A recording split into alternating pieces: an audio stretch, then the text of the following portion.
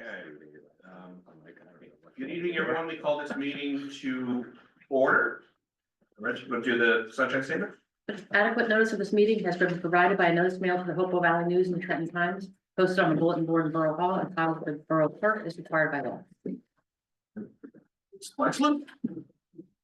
Pledge allegiance to the flag of the United States of America, and to the republic for which it stands, one nation, under God, indivisible, with liberty and justice for all.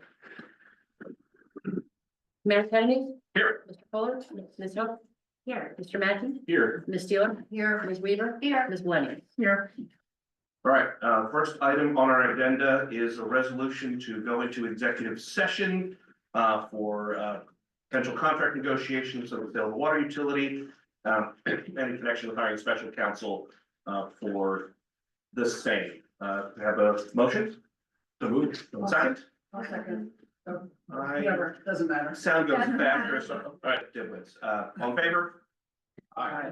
All right, before we switch off Zoom, just for those watching at home, we will now, council will retire into executive session for confidential discussions, and we expect to come back around 7 o'clock.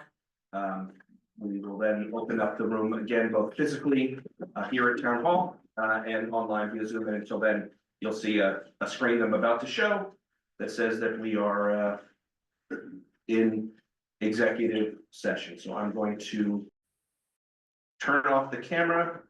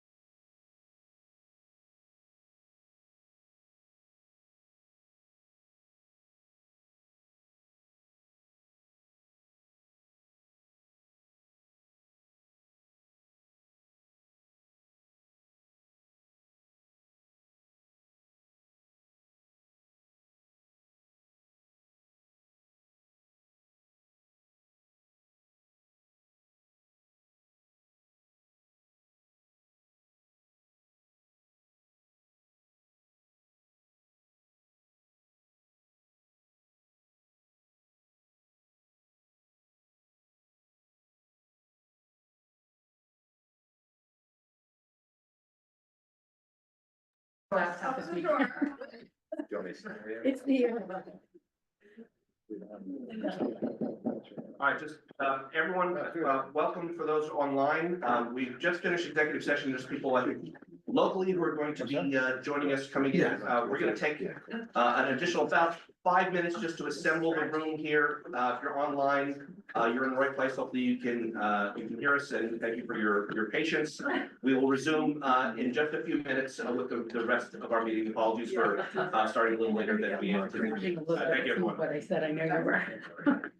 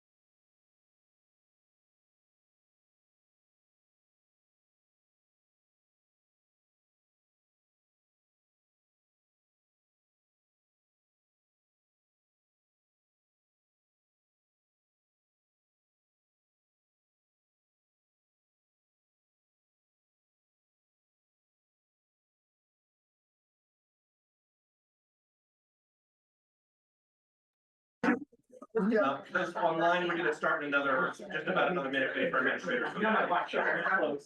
Just about there. Thanks for your patience.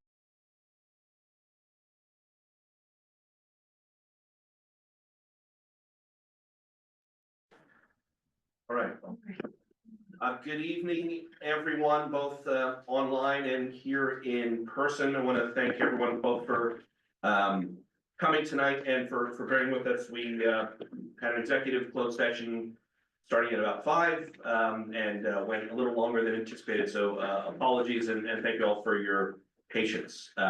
Because of that, when we have meetings with closed session to start, we do formally start the meeting. We've taken no business yet, so we're actually starting our agenda right after 4, resuming the public session. And we'll start with the report of our Director of Public Works and Water and Sewers. Those were in our packet, so if anyone has any questions for our professionals, now will be the time for that. All right, seeing none, we'll go to item 6, which is our standing update on the potential sale of our water system.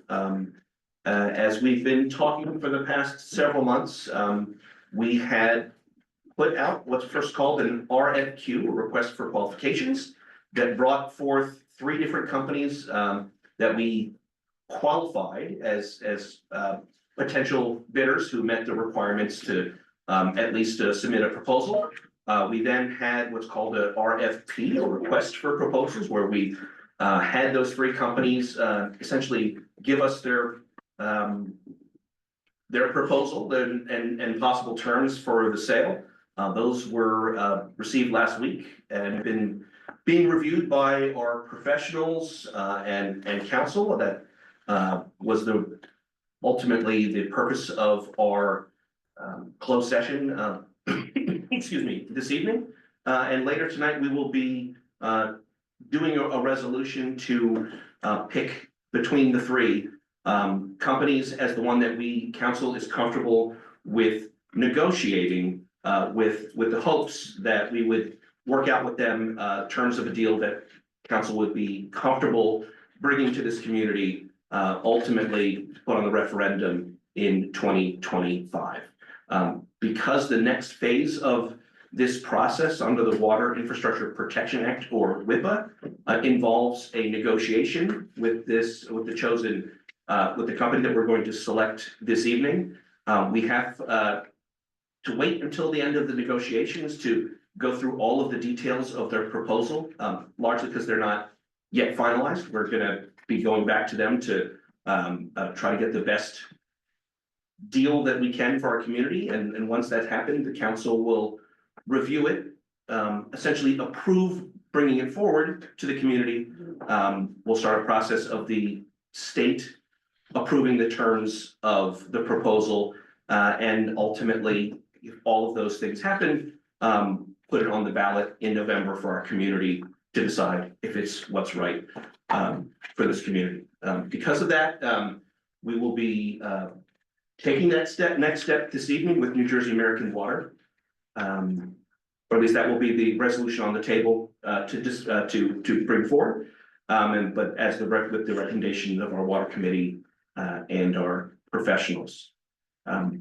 Because of that process, it will be a bit challenging for all of us on this side of the dais and our professionals for the next few months, because there are details that we will have that we will want to be sharing, but ultimately we'll need to keep confidential until the negotiations are concluded with the selected bidder. Once that happens, and assuming the results of the negotiations are something that council is comfortable with in terms of the terms that we can negotiate with the bidder, we will present them to the community at that point. Again, with an eye schedule-wise of them being on the ballot in November 2025. We believe, based on the administrative things that need to happen between now and then, that the earliest we would expect the council to act on the deal terms to present them would be in, I'll say, the springtime would be the time to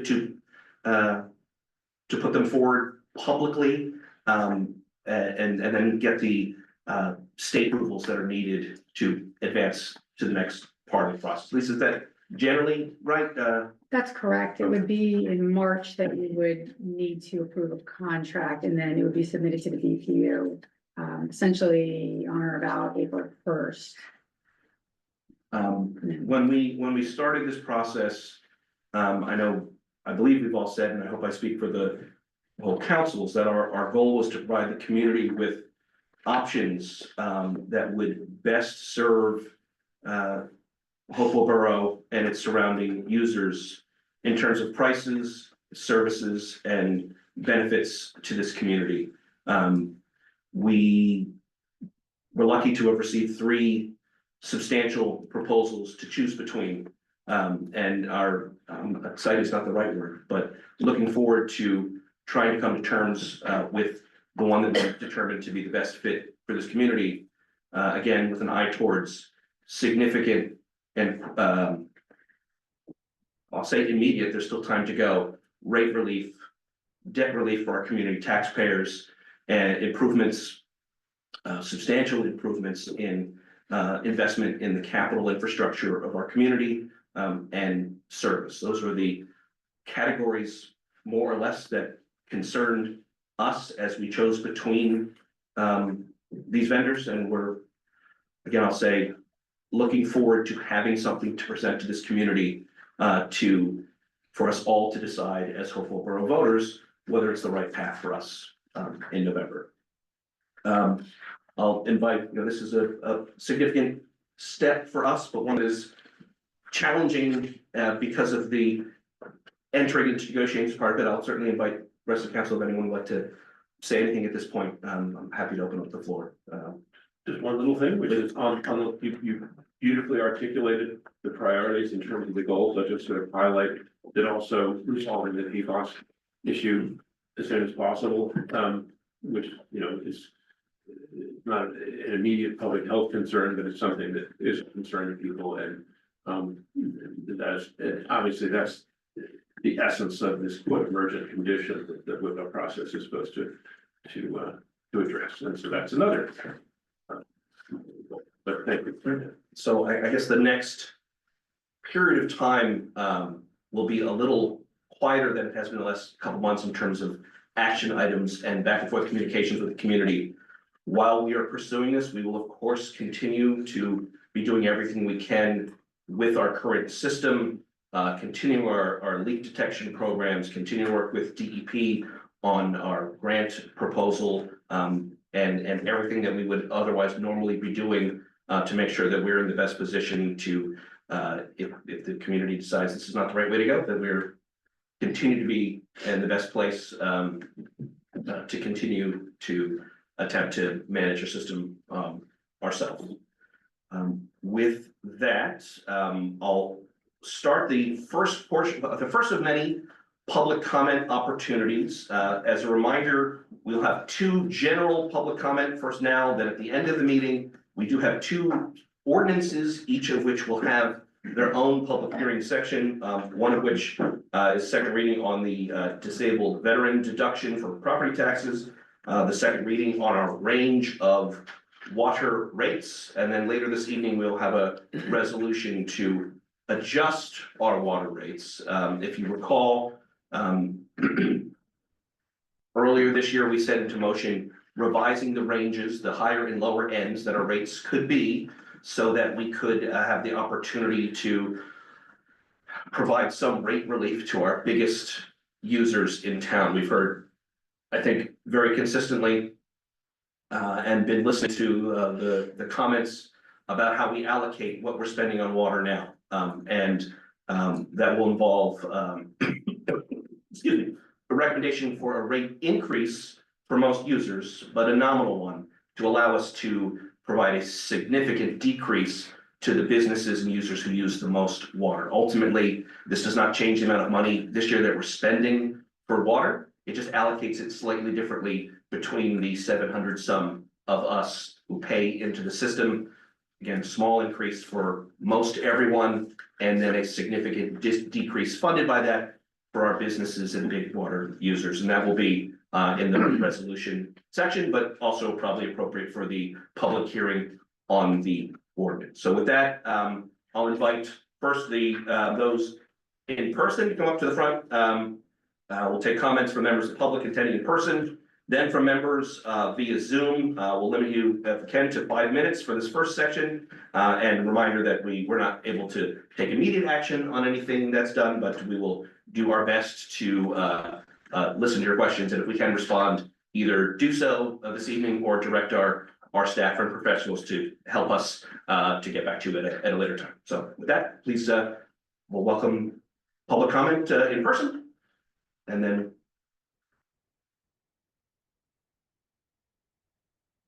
Is it here? yeah, please do. You need to know who I am. I get it. Just name, Okay. we don't need your address though. Okay, I'm Barbara Fishman, I'm Bobby Fishman, and hi. And this is really for everybody. I have a very serious concern about our town and our people. I know we're a sanctuary city. And I've come to think that doesn't mean that much. It means, I mean, you can tell me more later. But as far as I understand, it only meant that our police department would not be involved in ICE activities. And I also realize that our police department is really not department, so that it feels a bit problematic. But I'm very concerned. I mean, I really would like to know what we can do to protect our people, because I have a feeling this is a very, very serious and imminent issue. And I don't have answers. I just would like this to be out here in our town so that we could hopefully come together with some kind of idea of what the possibilities are of protecting all of our people. So I open it up to anybody who has comment or also to clarify the definition of what we mean by being a sanctuary city and how we can essentially put our money where our mouth is. Bob, thank you. I'll start because this is a subject that I've spoken with many residents and business owners and clergy members the last month or so. I think you've got it exactly right. And that this is a challenging time for our community and every community, frankly. Our governing body did make the policy decision to become a sanctuary city. That is the policy of this government. You are also correct that the direct result of that binds about 6 people. We don't have a lot of employees that would even be impacted by outside federal requests to assist in these type of activities. You're also correct that working with our partners in Hopewell Township, they have a similar policy for our police and health departments and things that the next level back of interaction with our community. And you're further correct that more needs to be done, speaking for myself, to that. I'll say I don't have all the answers, but meeting with the area mayors on this topic and members of our clergy committee, I'll say that we are working, I don't have anything particularly to announce, but with the library and the council of churches towards an event. What combination of support and information this will be, I'm not sure. There's a lot of questions that we all have about what even the right answer is. And, I'll say as an attorney, I'm always maybe not reluctant, but very cautious in giving advice on things I don't quite know the answer to. But I will say on a short-term basis, the best resources that I've found and that we're getting to our community are from the New Jersey Office of New Americans. And they have printable materials for businesses, individuals, and I'll say organizations, churches, nonprofits, in English and Spanish that have the best explanation of what someone should do in these situations that I've come across. And I thank the state of New Jersey for putting these together. That is one of the resources we've identified.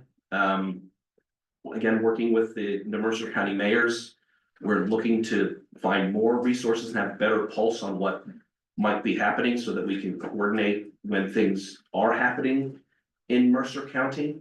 I don't have a lot of answers that yet either, other than to say that I personally agree with everything you said. And we're doing our best to put things in motion to see how we can assist to put our, I think, as you said, our money where our mouth is, in this, on this topic. I hope, I'm kind of previewing what, my liaison report a bit, but, I'm hoping soon to have some, some framework of a community event to talk about. It's still in process, as at least part of things. And again, I highly recommend, particularly those in the business community, that the Office of New Americans has some excellent, easy to understand printable materials that have helped me understand what people's rights are. Yeah, well, there are the Know Your Rights cards and posters that maybe should be around everywhere. I would distribute cards to all businesses, so just have them on the counters anywhere where people can see them. But I just as a town, how to somehow resist efforts of people coming in and taking our people. I don't know how that can be managed, and would love to know. Somebody once mentioned that the town of Highland Park has somehow come together to have a plan. So I don't know if talking to them would help us. I'd certainly be interested in anything you find, and I'll say, it won't stop here, but there is I'll describe as a working group between the Mercer County mayors on this subject, and it would immediately, I naively thought that larger communities in our area would have more resources and information that for us, certainly for us to take back and help. And it seems like we're all equally on the same challenging footing, that at the moment there's not a lot of information or consistent help for us yet. But very much appreciate you raising it, and I'll note that you are amongst many, and it's heartening for me, the number of people approaching us on this topic gives me faith that regardless of what the government can do, that our community is there and will be there at every step. Whatever we can do, that's the question, is what we can do. Thank you. Thank you. Anyone else in person? Come on down. Or up, whichever way it is. My name is Aaron Twitchell, live on Hart Avenue here in the borough. And I'm here on behalf of something called the Hopewell Youth Collective, which a few years ago was started as a place for youth in the Hopewell Valley to gather, to provide opportunities for young people to be in a safe space, to be themselves, also to come up with some service projects for the community, things like that. After a couple of years, leadership changed and the Hopewell Valley Youth Collective kind of went to the wayside. But we're hoping to resurrect the Hopewell Valley Youth Collective here in the next couple of months. And I'm here just to plant a seed to you all and to those who are in attendance that this is a great thing. This is an opportunity for what is called a third space in sociological terms. Third space is sort of an environment that's not home and not school, for young people to gather and to be in relationship with each other, to be among trusted adults, to have a place where they can express themselves and feel safe. And just looking around in our generation, our third space was probably just outside. But as time has gone on, those third spaces have kind of gone by the wayside. And even as bodies like this and other bodies in our community have expressed concerns about social media, for example, we have not provided a lot of alternatives for our young people. In other words, we say to them, be careful about social media, but we're not going to give you anything else to sort of help you gather together and to relate to each other and things like that. So the Hopewell Valley Youth Collective is an opportunity to do just that. And I want to plant that seed today. The Hopewell Valley Youth Collective flourished for a couple of years. There was an abrupt leadership change a couple of years ago. And there's been kind of a hole in our community ever since. And in the last couple of weeks, we have resurrected the idea of the youth collective. And it's based at Chubby's, which I'm sure you've heard of.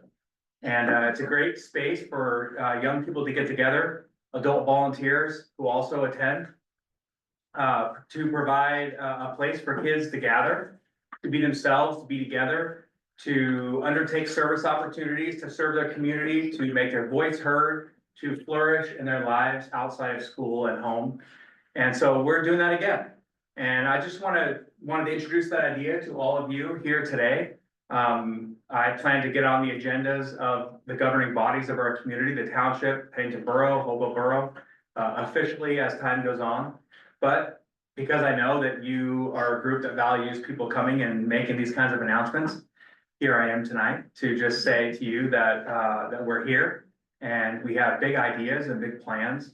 The last thing I'll say, I have 5 minutes, right? Two things. One is that I feel passionate that, you know, if we tell our kids that social media is a double-edged sword and there's a lot of things that we should be careful about social media, then we should give them an opportunity to do other things. And so that's one. Number two, research is clear that when kids have trusted adults in their lives, other than their parents and other family members, that is one of the greatest keys to their success. And so that's another goal of the Youth Collective, is to get adults in our community together to just sort of be around, serve as mentors, serve as a presence, as a trusted adult in their lives. Research says that anywhere between 3 and 5 other trusted adults, besides family members, doesn't guarantee, but really goes a long way to giving our youth the best chance to flourish in their lives as they finish high school and go into college. So those are some of the goals of the Youth Collective that we plan to highlight in the next couple of months and over the course of the next year. In the past, when Youth Collective began, it was based out of Hopewell Presbyterian Church. My goal is to expand that support to a lot of other communities, a lot of other groups, municipalities, and school district in our area. Because I believe that sends a message that this idea of a third space, trusted adults, things like that is not the property of religion. As an ordained minister, I can say that confidently. It is not the property of religion, it is the property of our community to protect our youth and to give them chances to flourish. So just wanted to take a minute to introduce that idea to all of you and to people who are in attendance that Youth Collective is back. And you'll be seeing more information as time goes on, but I appreciate the opportunity just to get the word out there in this moment. So thank you. Thank you. Thank you, Aaron. And I That's a question. Oh, I just wanted to go first. Because you and I, we kind of went back and forth about this a little bit, and Sherry and I had this discussion about the sidewalks not being shoveled sometimes in town. And we have a problem here because some people are not physically able to shovel their sidewalks, and there's an ordinance and there is a fee that can be, you know, imposed on these people for not shoveling their sidewalks. But are we really gonna punish someone who's not physically able to do it? And the idea of, you know, the service aspects of the Youth Collective and getting more involved with the community, just thinking, what if we had some sort of group of volunteers who'd be willing to come out and we could match up these volunteers with people who would need help with shoveling their snow or something like that. And, you know, you seem to think that that would be something that the collective would be interested in. And I think it's just like a nice way to get them involved with the municipality, more involved with the community, and help out some neighbors that could really use the help. So thank you so much for taking this on, Erin. It's so Yeah. exciting. Thank you. I can't even believe how easy it's going to be to harness the power of our youth in this community and also in Pennington and Hopewell Township. For folks who can't shovel their walks or rake their leaves or whatever else they need to do around their houses. It's gonna be so easy that I am ashamed that it's not already a thing. But for kids to be able to be like, I'm gonna go do this. So-and-so in my neighborhood needs this, and it's gonna take me half an hour. Right. And it's great exercise. And it's great exercise. Also, like, that's time that they will be spending that's not spent on Snapchat. Right. And so, yeah, absolutely, there are limitless possibilities for these kids. I've been in these meetings before when some of our youth have come in and expressed their voices and their opinions. They're looking for ways to express themselves. Service is certainly one of those ways that they can express themselves. There are other ways. And that's gonna be one of the goals of the Youth Collective, is to give our youth a vehicle and a way in which they can express themselves through service, but also through other ways. So. Great, thank you. I have two youths who will be joining. What's your age range? Yeah, great question, thank you. So in the past, the Youth Collective was ages 6 through 12. We met at Chubby's. The one thing I'll say about that is that, just as somebody who is passionate about evidence-based best practices and things like that, the Youth Collective will continue to be 6 through 12, but we will sort of design our activities and our programming so that it's age appropriate for ages 6 through 12, but maybe not necessarily all the same thing at the same time. And so that's important to me, that we have age appropriate, activities and programming for folks. 6th graders have a lot to offer us. And so do 12th graders, those things are often different. Yeah. So, yeah. Oh, you say 12th grade, not 12th grade. No, 12th grade, yeah. Big difference. Okay, that's a big difference. So let me be clear. 6th grade, 12th grade, as one of the readers for our library children's story time, I love 6-year-olds and reading stories to them. The Youth Collective will be 6th grade to 12th grade.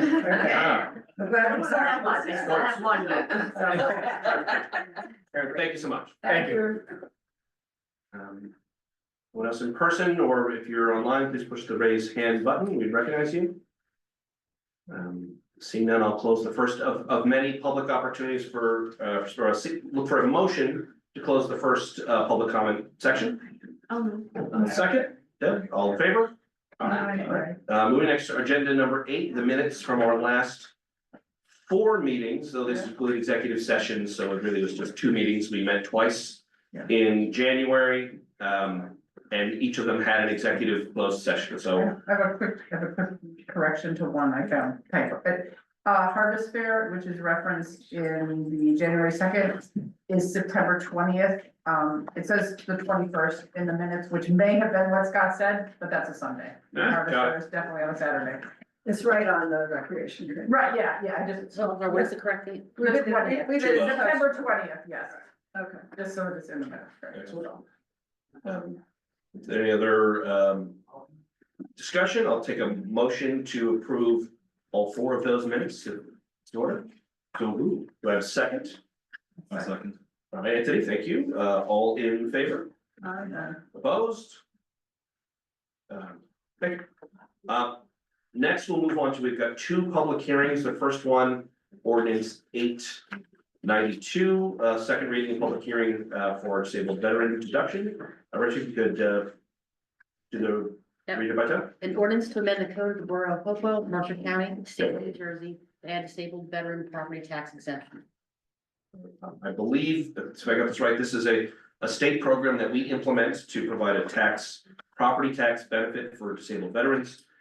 This change to it closes in kind of an odd loophole that might have cost us tens of thousands of dollars in back taxes should it have come up. But it implements the program in a way that is a prospective going forward way, rather than kind of an odd reading that would have had us perhaps pay back taxes to someone indefinitely and go bankrupt. Yeah.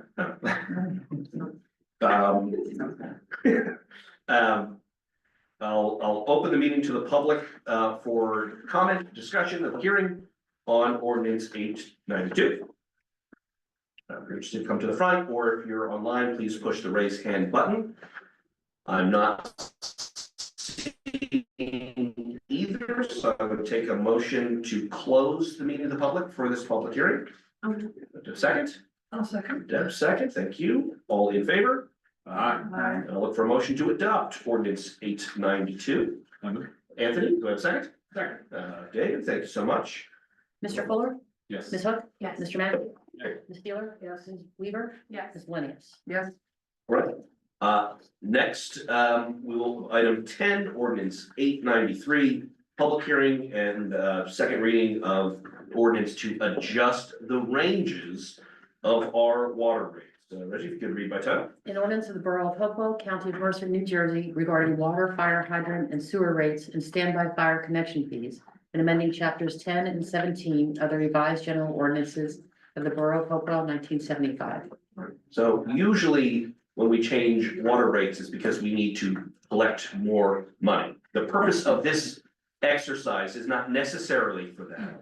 It is to adjust the amounts that are paid by some users, raise them and lower them on some other users to provide some additional relief to our businesses and the big water users. This ordinance doesn't actually change those amounts. It just creates a different range. And when we did this adjustment, I guess at the end of last year, or we went as far as we could in lowering the rates for our business big user customers. We actually hit the floor that we could. So this action will lower the floor for that category of rates, give us some more flexibility where we could then perhaps even later this evening, and I believe we will, it's on our agenda, by resolution, strike the actual rates or set the actual rates. And again, in this case, it will be to, I don't like saying this, but raise everyone's rates slightly with the ability then to lower the rates of our biggest users significantly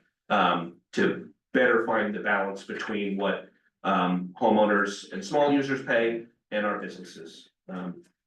Doug, David, anyone want to have any? I have one change that actually we made, a non-substantive change. It was just a clarification that I just wanted to alert you to.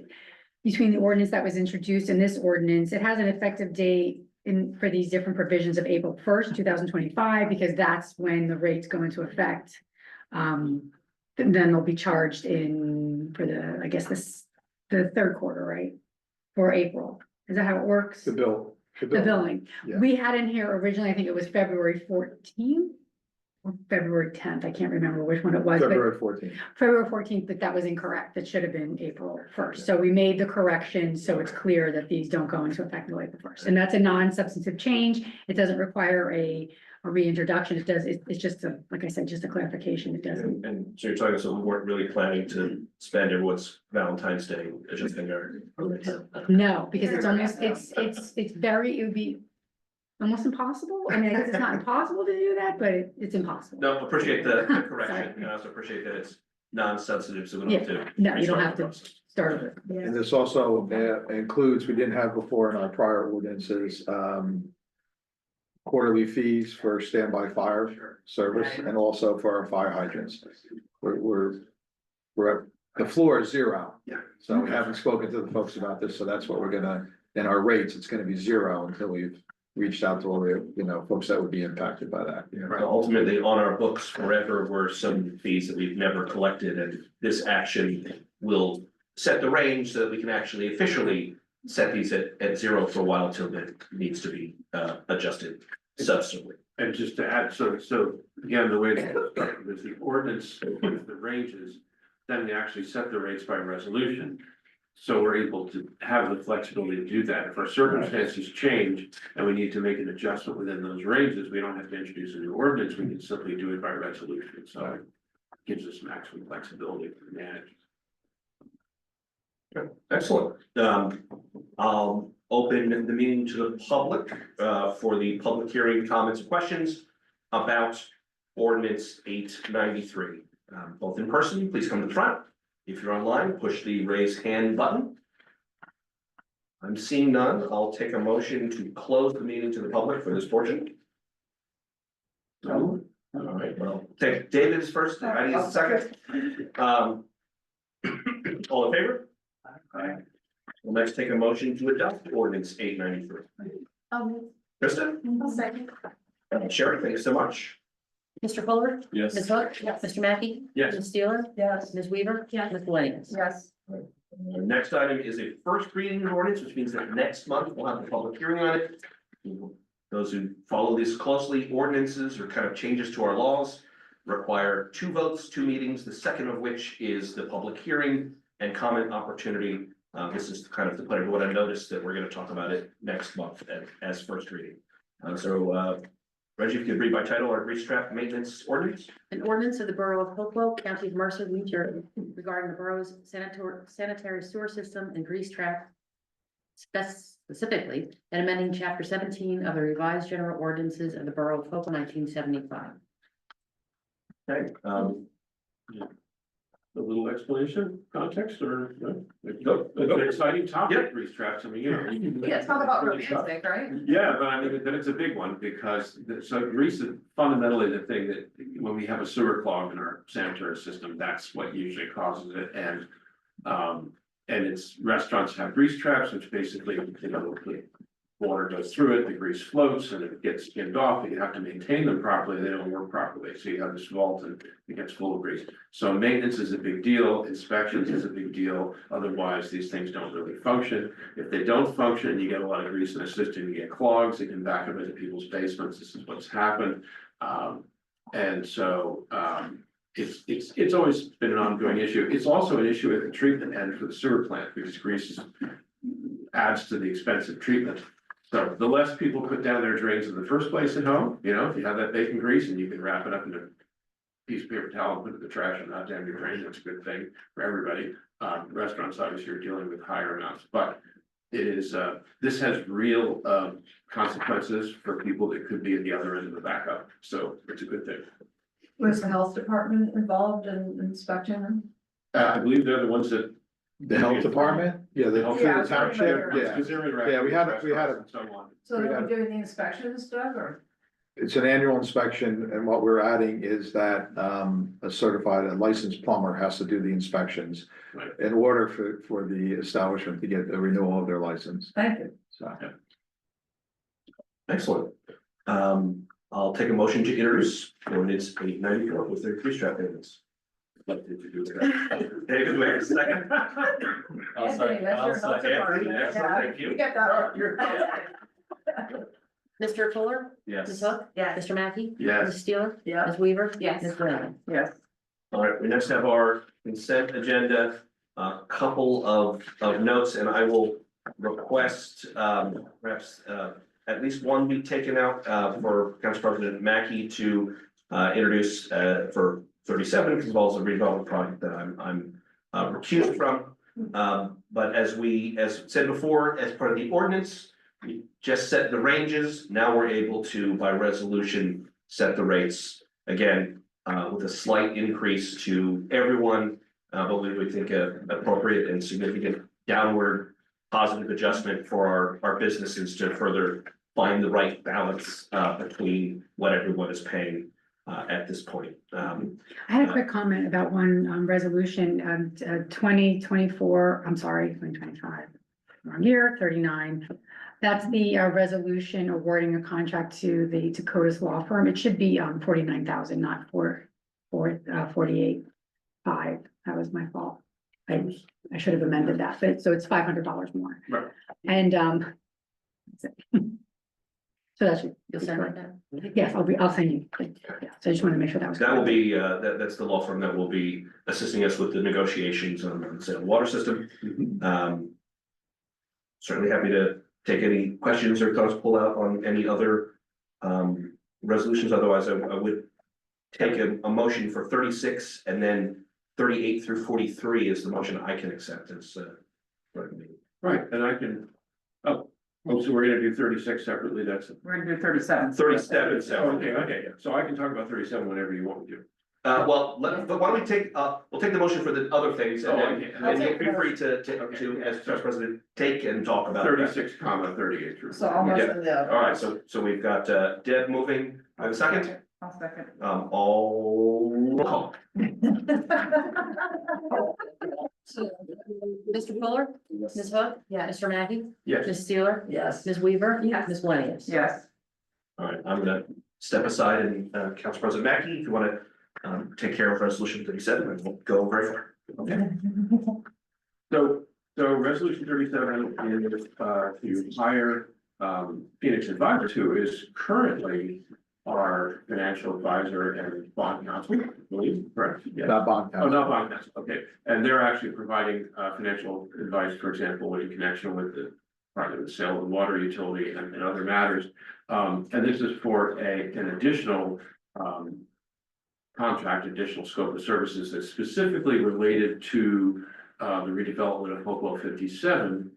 And, so in this process, with the redevelopment process, as most people know who are tracking this, we were awaiting a site plan application, right? We passed the redevelopment ordinance, essentially rezoning. There's a site plan application that's pending. What's also potentially pending out there is what's called is a financial agreement, essentially, which sounds like a pilot agreement. Payment in lieu of taxes is the essential element of it, and that's a very complex process that has to do with potentially a tax abatement for the redeveloper, and actually revenue that accrues to the borough that would ordinarily be for the collecting taxes under conventional means would be passed on to other entities such as the state of New Jersey and the school district. And essentially what this is doing is just hiring Phoenix advisors to provide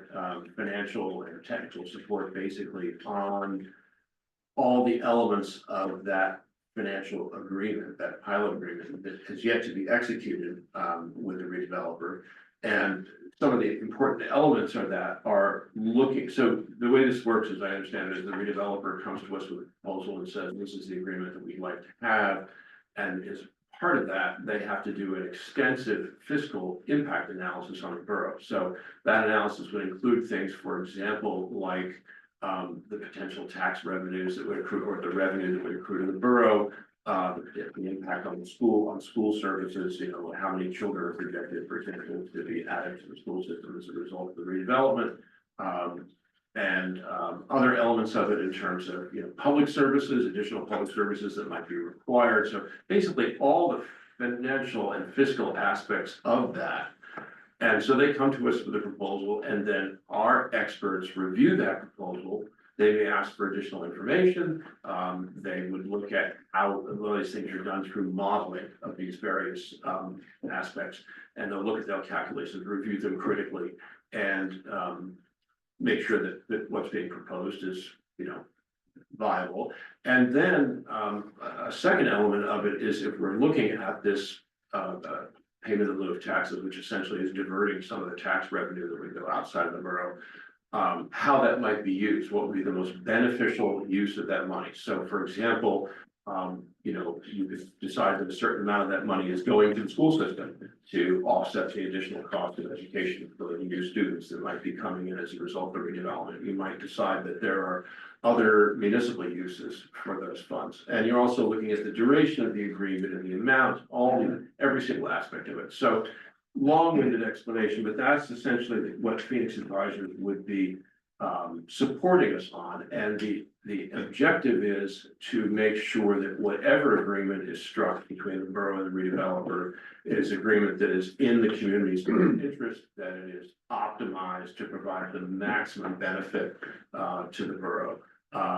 And I should add that the reason that these tax abatements and so on are contemplated under the local redevelopment law is because they provide also some financial incentive for redevelopers, particularly for properties that are challenging because of the economics of redevelopments. The idea is it's beneficial potentially to the redeveloper, but it's also beneficial to the community because since the community is essentially given a tax abatement to the redeveloper, the community also gets to keep some of the other proceeds for a defined period of time to sort of offset that loss. So very complex thing. And the most important thing probably to mention about all this is that the entire pilot agreement or the financial agreement is done by ordinance and would ultimately be, you know, hammered out with a public hearing and all the same elements that you would have for an ordinance. So it's a long, complicated process. And also I should add, what Phoenix Advisors will be doing is also providing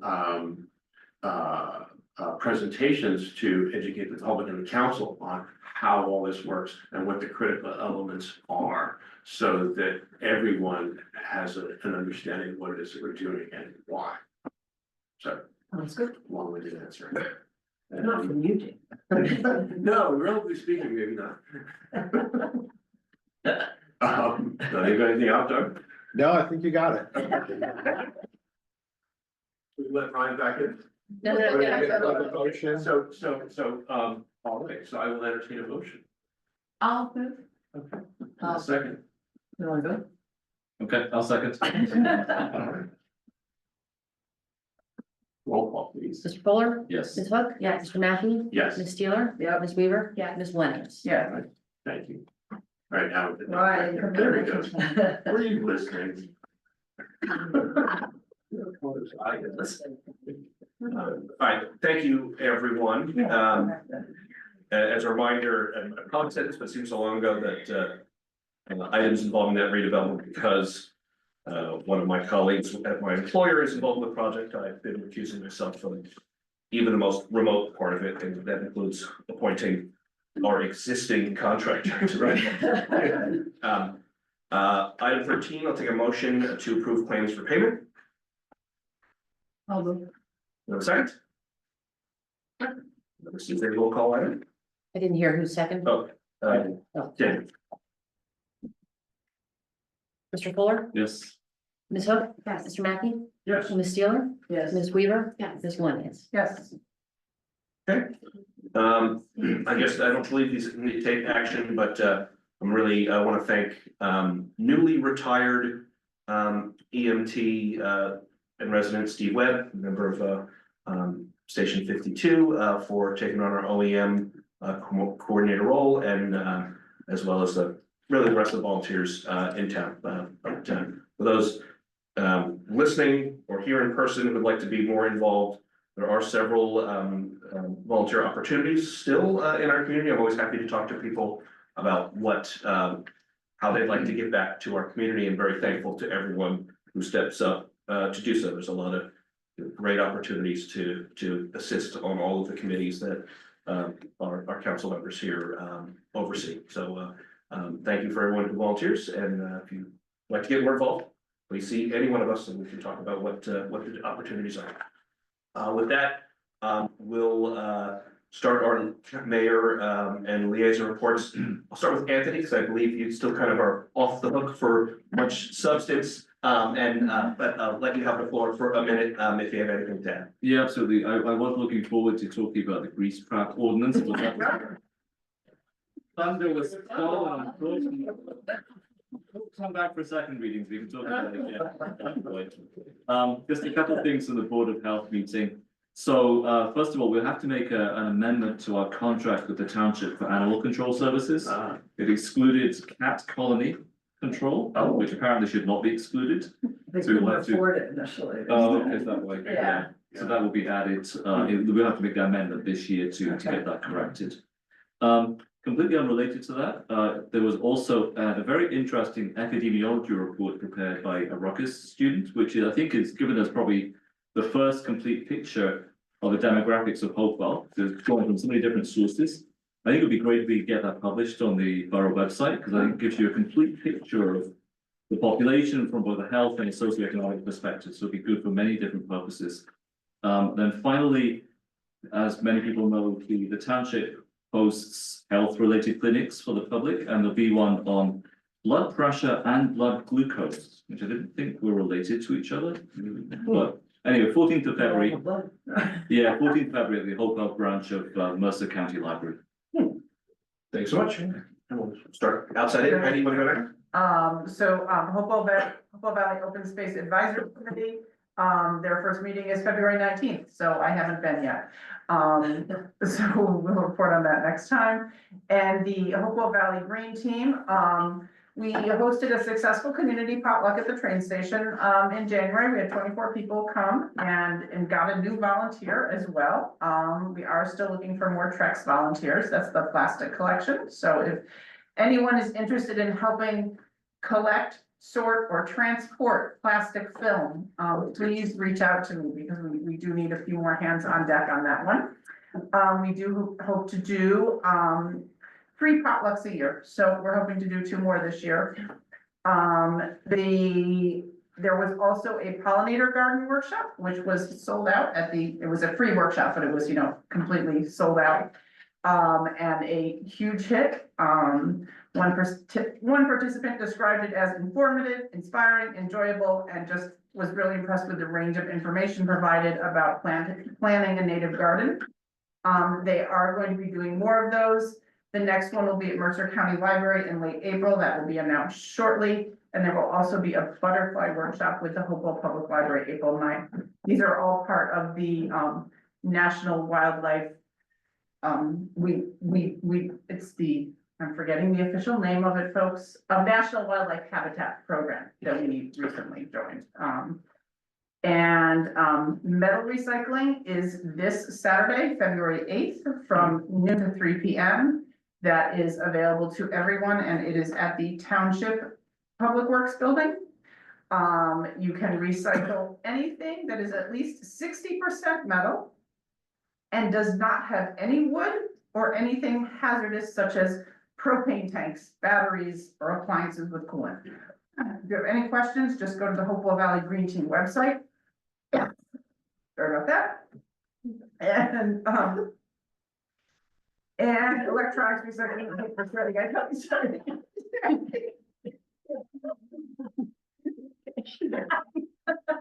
Nobody wants to get sick, yeah. Electronics recycling is April 26th, and when I talk, it makes the throat dry, that's nice.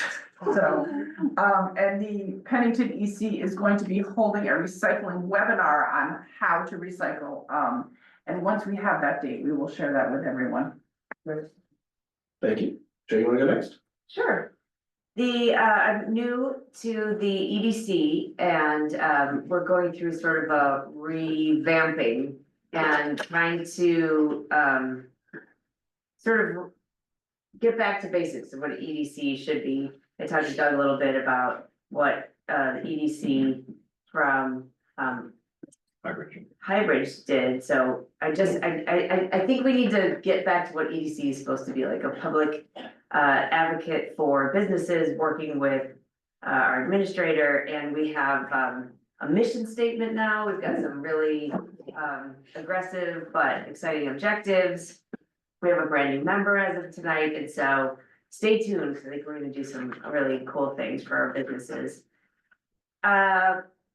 EMS and we passed a resolution tonight that allows them to bill for services.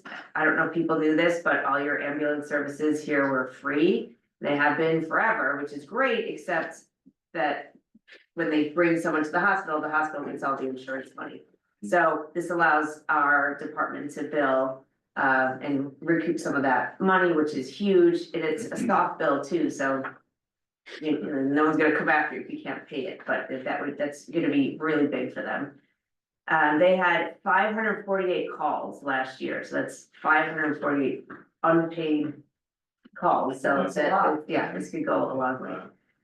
Fire department had almost 400 calls, and I will tell you something about our fire department. My fire alarm kept going off the other day, and so I called smoke alarm, yeah. And I actually called Chief Galatro, who was down in southern Jersey. He called someone who was at the firehouse. They came by, went around my house to make sure, because they know I got nuts and thought there's fire in the wall or something. Secret fire.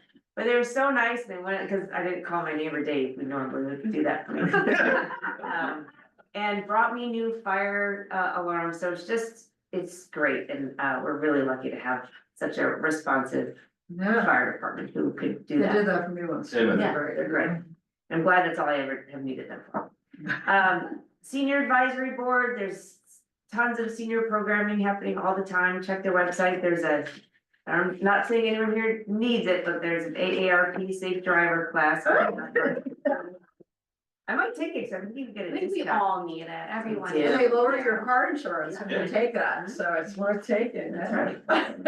And Shade Tree Committee, just as a reminder, there is a process for removing a tree from your yard now. If it's larger than 6 inches in diameter, you have to fill out a form, and if it is deemed healthy, you need to replace it. If it's dead, then you don't have to pay for it, but just there is a process, and it is not just Hopewell Borough. I know there was an article in the paper making it sound like It's just us, that's the entire state of New Jersey under new stormwater regulation laws, so everyone's doing this, and we're the cheapest, so just a shout out. Good. Anyways, Okay, so the recreation committee is meeting early next week. We're hard at work at getting all the events gathered for the annual flyer. You've taken over cruise night from the EDC and, we've got a new member, Brian Samuels is now working hard on that. So a lot of good things coming. Library board, met last week. Finalized their budget. We've got some new members that are very excited about being on it, and they're also doing what like Sarah talked about, which is putting in a lot of structure around employee manuals and procedures and things in place in case people ask us to ban books, all those kind of protective things. So they're really a great board. And then building committee, I don't know, I think it sounds like we're gonna be meeting soon, so we'll hear about that, and personnel hasn't met yet this year. So that's it. Dave, over next. So out of water, I mean, main thing that's been occupying our time is the proposals that came in, 3 different proposals for the possible purchasers. I wanted to thank everybody on the council and the mayor and our professionals and Doug and Reggie. It was a huge effort and a very intense effort, not only to get the RFP put together with all the nuts and bolts of that, so that was crafted properly, because that determines what's going to come in the door, at least to some degree. But then, because we're in this very short time frame to review, this thing arrived on Friday, bunch of bankers boxes. I want to see what it looks like. Here's mine. So this is what everybody got to do over the weekend. Yeah. Wade through all this stuff, make sense out of it, try to weigh all sorts of different priorities on proposals that had a lot of differences and nuance to them. A lot of groundwork was done by Doug and our professionals, and the water team got together. And then we got together as a council and executive session, Lisa. and Lisa, everybody, I mean, Lisa and Brian, who's not here, and Bob, our engineer, and a wonderful team effort, a very intensive effort. I just want to thank everyone for it. I feel so lucky to have this team of people looking at this very consequential issue for the borough. So thank you to all of you. Yeah. Thank you, Dave. Krista? Mayor Kennedy and I met with representatives from the Delaware Valley Regional Planning Commission this morning. We saw some very preliminary concepts for some traffic calming measures we'd like to see on North Greenwood Avenue, particularly focusing on Greenwood and Washington and Greenwood and Hart Avenue, those intersections. So very excited to move this project along. Our goal is late spring for implementation. And also thanks to Doug and to the Department of Public Works for supporting us in this. So more to come on that. Excellent. Thank you. First, I want to echo David's words and just thank everyone for all their hard work this past month. In particular, recall we did all those minutes at the beginning. We met twice. We've had executive session at each of these meetings. The volunteers here have gone above and beyond to work towards several really significant pieces and important issues this year. But between our affordable housing, our water system, a lot is going on, and I'm so very thankful to everyone up here, to our administrator Doug Walker, Reggie, all of our professionals. I was at, and by the way, congratulations to Hopewell Fair on their opening, Sourland Bread and everyone at the CC5 East Broad Street. They're really great revised addition to our downtown retail and entertainment scene. But I can't tell you how many people I ran into there, specifically thanking our administrator for the way he conducts everything that we do here. So it would be remiss not to thank him, David, and everyone here on water. I'm just very grateful to be part of this team and to all the volunteers in town. I'm just honored to be amongst you all and for us to be here together at this particular time as we tackle some of these, the toughest things we've had to deal with, in some time and shape what this town will look like for the next, couple of decades. Development updates. Our administrator and I are willing to meet and continue to meet with businesses, landowners, and prospective ones about what it could look like to work downtown. Some of those things I'm hopeful will have some fruition soon. Excuse me. I also want to thank our HPC chairwoman, Alice Baxter, our planning board chairman, Peter Eckel, and again, our professionals. We met a few weeks ago to start working on streamlining some of our administrative processes for historic and zoning and planning applications. We would be the good place to do work with. If you're going to invest in a community and choose ours, we want to try to get out of your way as much as possible. And I appreciate all the work that went into this meeting. A very small first step at our planning board meeting last night. We had a much improved system for Allison, our historic, coordinator, to get information to the board, putting things on screen so people at home can use it, and lots of things like that will be seeing moving forward. So I've already seen some of the results, but more to come there. I want to thank, we had a comment earlier that caused me to preview some of the work that's happening. I'll used to say on the topic of our sanctuary city status, but working with our nonprofits, our businesses, and surrounding communities to try to provide as much information as we can. I'm hopeful to announce some type of educational event in the near future, working with our library and the Council of Churches to help provide information to our community and resources. I'll again note it's the New Jersey Office of New Americans as part of the state of New Jersey. Has a phenomenal set of printable and easy to understand resources in English and in Spanish to help our businesses and community know what to do when something like that happens. Continued discussions with our professionals at Hopewell Township and Pennington counterparts and the school district on the upcoming potential school referendum and school funding. I have nothing to report directly at this time, other than our continued commitment to working quickly to ensure fairness for our taxpayers and the continued success of our schools in light of the rapid increase of new students from Hopewell Township. I'm thankful to my counterparts in Pennington, Hopewell Township, and the school district, and very hopeful that our recent talks will result in positive things for all of our communities. In June, the Flemington JCC will be having their farmland bicycle ride program through town. I just want to thank them for choosing to come through Hopewell.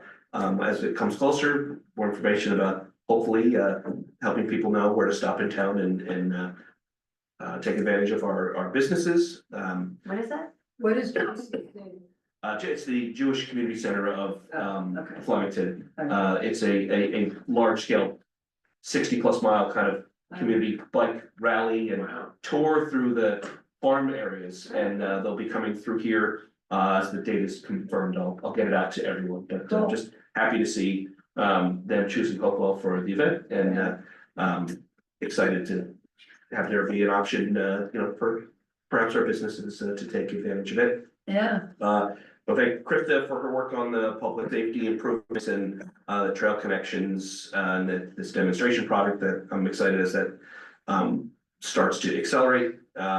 Lastly, I want to thank our public works team for all the hard work this winter. We've actually gotten some snow, and a reminder to residents and business owners: shovel your walks and move your cars so that they can do their job. I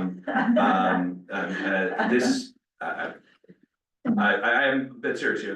This is a quality of life issue. There are several property owners that after the last storm waited weeks, and ultimately that is just not acceptable. We pride ourselves on being a walkable, accessible community. and that really makes it hard. So, just again, a reminder, that until Mr. Twitchell's group of volunteers can come around with the students, but in all seriousness, to please, our ordinance is 12 hours after the end of the snowstorm. And that really needs to happen going forward. 12 hours of daylight after the snow.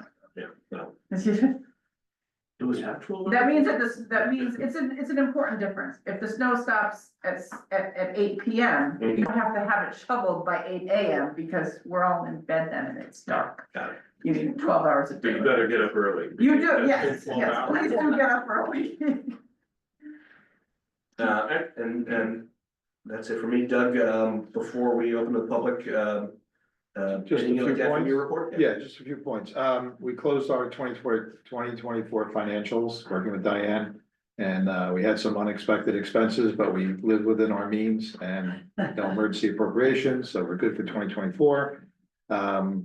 We also, you recall, I think it was in November, we canceled a whole bunch of ordinances and debt. And we paid for some things in our 2024 budget that normally may have been bonded for. We paid cash for them, okay? So as a result, we lowered our debt ratio from 2.366 to 2.04. Wow. So just a year, so Oh, that's really good. Yes. So we're happy about that. We're almost done with our budgets for 2025. The draft water budget is complete. But we're still working on the current fund, the sanitary sewer and the capital budgets. Right. Um, And water was self-liquidating, no pun Yes. intended. the water utility was self-liquidating in deal. 2024. Right. So no impact to our 2025 taxes, 2025 rates, I mean. So that was very positive. And then also, for the Public Works facility, Bob had completed the stormwater plan for that. So we're gonna get together with the building. We have some final things, we need to do on that, but then we'll be getting together with the building committee, run through some of the changes we made, and then, be prepared, hopefully in April, and yeah, March or April, maybe March, to come before council and, and share the plan and hopefully get that out to bid. We want to get that going as soon as possible. I guess I'll leave it there. Thank you. Next, we have our final of many public opportunities to speak. Anyone in person, please come to the front. I do see a raised hand. I'm going to start the process of moving that person over. Seeing none oh, come on. My name is Phoenix Nutter. Just to add to what Bobby had commented earlier about our community and supporting all members of our community, I wanted to add that another avenue to consider is through providing support focused on those who rent within our community, not just reaching out to people in businesses and nonprofits and such, but also working just specifically targeting people who rent within the community, as they are far more likely to be in precarious situations. Just that's another avenue to consider looking at. Thank you. And I just wanted to voice my support for, the community and the efforts in protecting, those more vulnerable members of us. Thank you. Thank you. Next, we do have an online person. Courtney, if you're still there and like to speak, you turn your camera on and unmute yourself. Happy to move you over. I'm not sure if you're still on. The hand was raised earlier. So I may.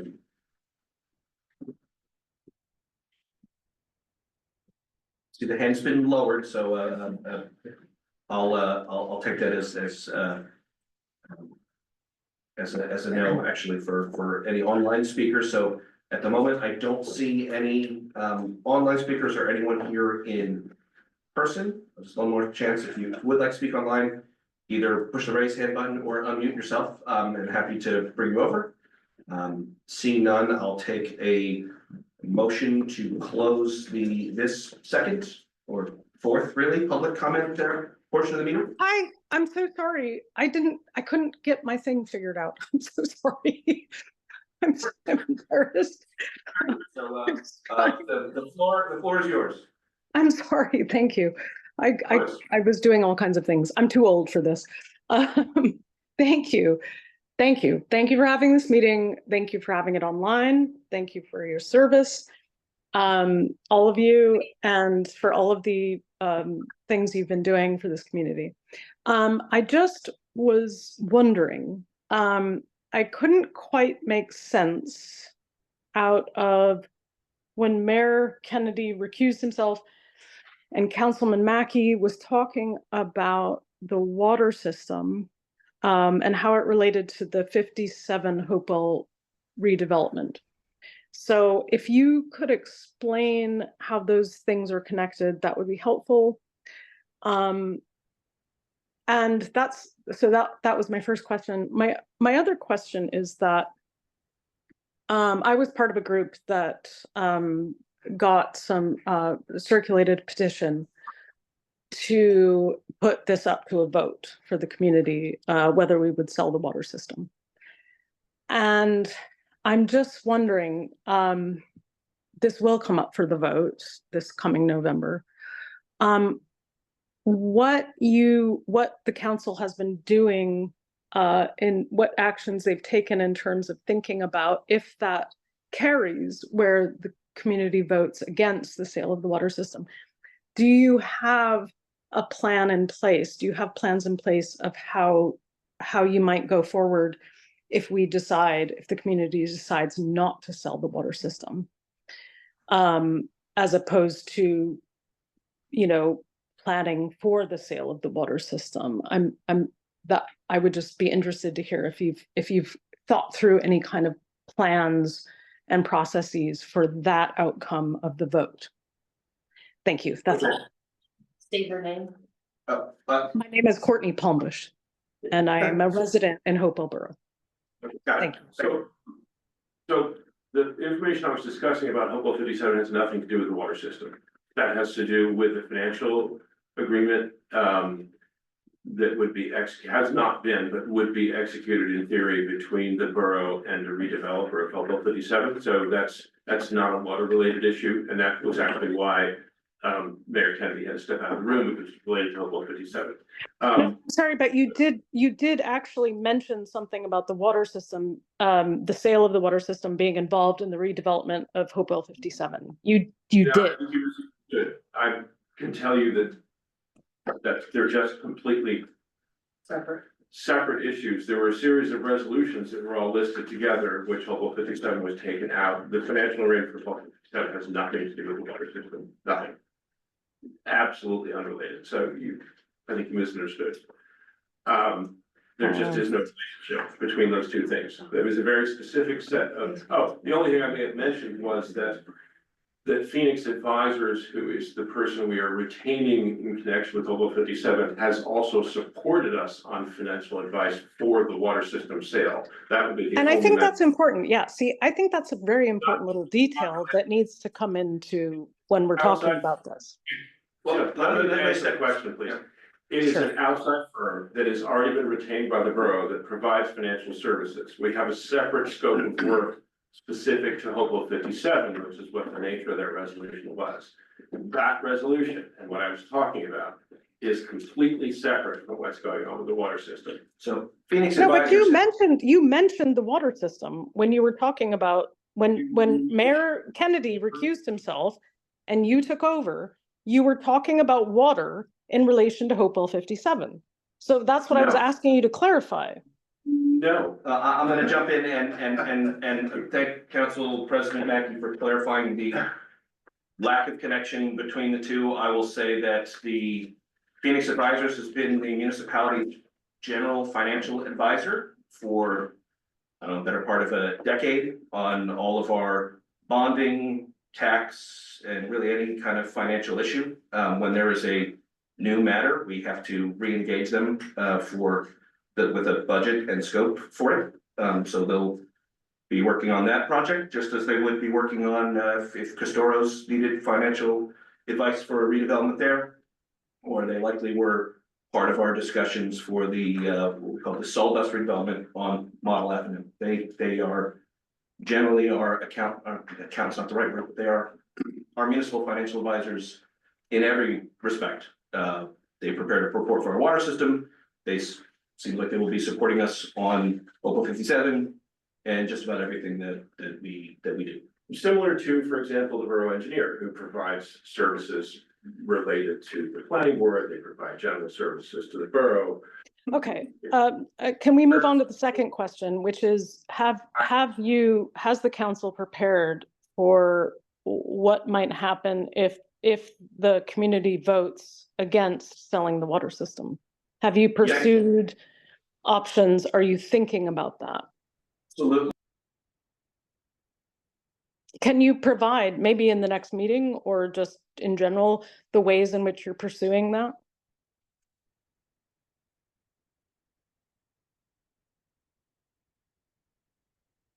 So I'm not hearing anything if you're speaking. If maybe it's gone mute, I don't know.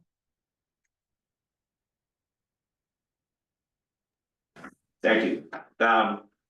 We'll start, the scenarios that we've talked about with selling the water system and our current rate schedule of spending $900,000 a year on our system includes no capital funds, no work essentially towards the future of the system. So on an immediate basis, we would increase rates to allow us to do capital work. We would complete the grant process that hopefully will still exist thanks to the federal government's. Oh, the grant processes have existed for a very long time, so I mean, let's not. Sorry, just let's not pretend like you're suddenly. Here's what we're gonna, Courtney, you've asked your question, we're gonna answer it.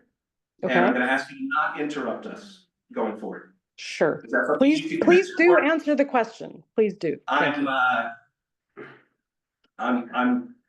you. I will do my best to answer it, and I'm just gonna say, if you interrupt us again, that's gonna be the end of the open mic for this evening. It's the same, what we would do here in person as what we'll be doing online. So, in addition to revising our budget and rates upwards to start to handle the capital work, we would finish out, hopefully, in the next couple of years, the grant that will allow us to bring well number 6 online. That continues to be the focus, to allow for the remediation of well number 4 for PFAS and to bring well number 6 online. And then we'll continue to pursue every possible opportunity for funding for the lead service line replacements, the reservoir. We recently started engaging and looking for contractors to prepare what I guess we would call the emergency response plan of what we would do temporarily with our with the reservoir if that were to come offline temporarily. Continue to talk to other communities like Pennington and Rocky Hill as we have about what shared services would look like for incremental savings on some of the work that we're doing or would have to do. We already this year brought in outside support, additional manpower for the water system. And we would likely continue or accelerate that process as we tackle some of these capital programs. David, anything you want to add to that? No, other than,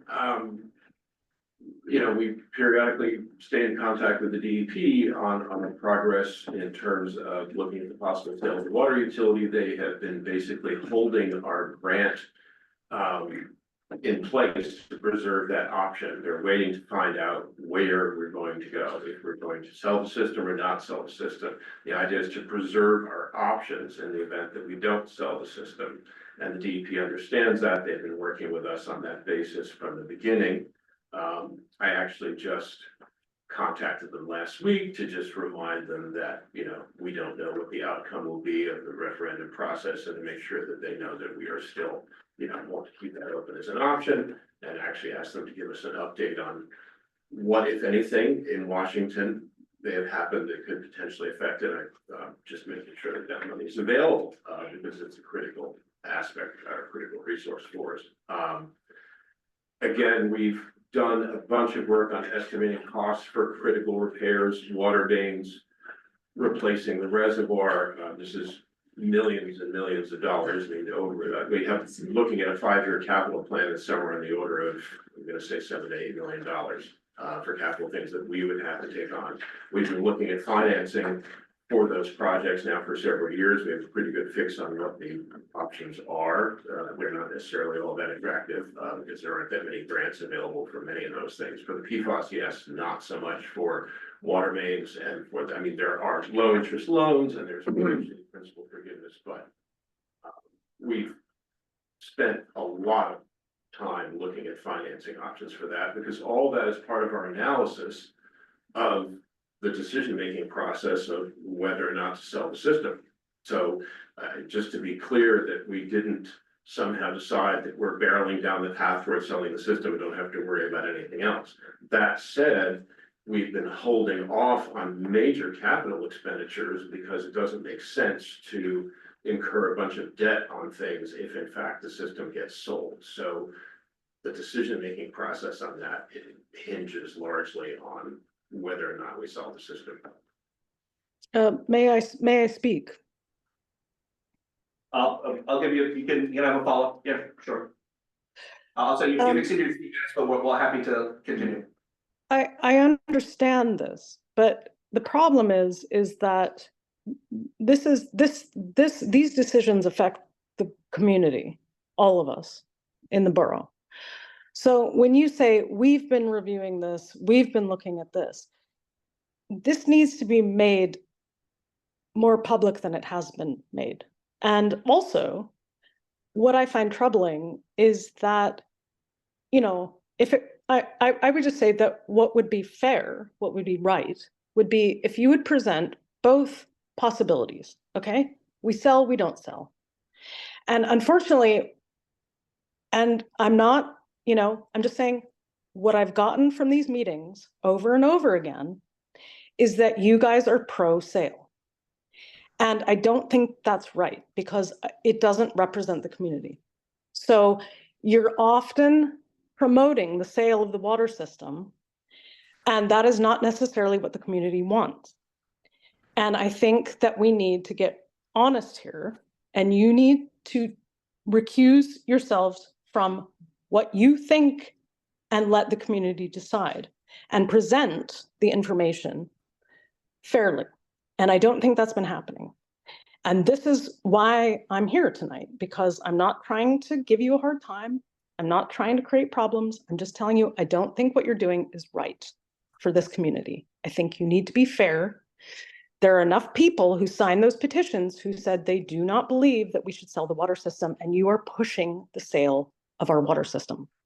So I would like to see a more balanced effort on your part of showing that you are also pursuing not selling our water system. You are pursuing other avenues for us. Okay, that's all, you know, and then the people will decide. That's it. No, thank you very much. I think I'll speak for everyone up here that we will continue to pursue every option that makes sense for the borough, keeping the system, which this governing body may not even have a choice in, because as you said, this will be up to the voters and taxpayers of Hopewell Borough to decide. So it is our role to get the best choice, yes or no, for the community to decide in November 2025. And we very much look forward to presenting that and letting our community decide. And that's literally what our job is. That's what we, in addition to running the system, do as volunteers with our paid professionals, and will continue to do. There is unfortunately nothing before the community at this moment. We are entering a process to negotiate and attempt to get something that we feel is worth putting forward to the community. I'll say though, I don't think we would be doing that if we didn't think as a body or individually that there were the potential of significant benefits to considering that. If there weren't, we wouldn't be advancing it. True. The request via the petition is to put it on the ballot. We think that's an excellent way for our community to decide yes or no whether to do this or not. And It thank you, in November of 2025, that's what we will all get to decide. There will be 7 votes up here and another 1,900 votes on the other side of the dais. That's how this will work. Thank you. And may I just add one last thing, and then I will stop. I think what I wish is that what I've noticed again is that the council seems to be pushing one side, and I really would like it if we could, if you guys could just not push one thing or the other and let people decide. So people will get a chance to decide, and I really, I don't want to prolong this conversation, but so I guess I won't. I appreciate your comments. We're not pushing for anything other than what our fiduciary duty is as elected officials to present our community with the best options for potable water. And we will continue to do that for many hours that we take away from our time with our family, our jobs, and we will continue to do that until I don't say we're done, but ultimately until the community has a chance to make a decision on this, and very much look forward to that in November. Thank you. Thank you for the conversation. Appreciate it. All right, seeing no further hands raised online, I'd like to take a motion to close public comment. So moved. I'll second. All in favor? Yes. Next, I'll take a motion to adjourn the meeting. I'll do that. Krista, Deb was second, all in favor? All right, thank you, everyone, both in person and online. Apologies for the online people that we didn't have pizza for you too. That was a good person. Perfect.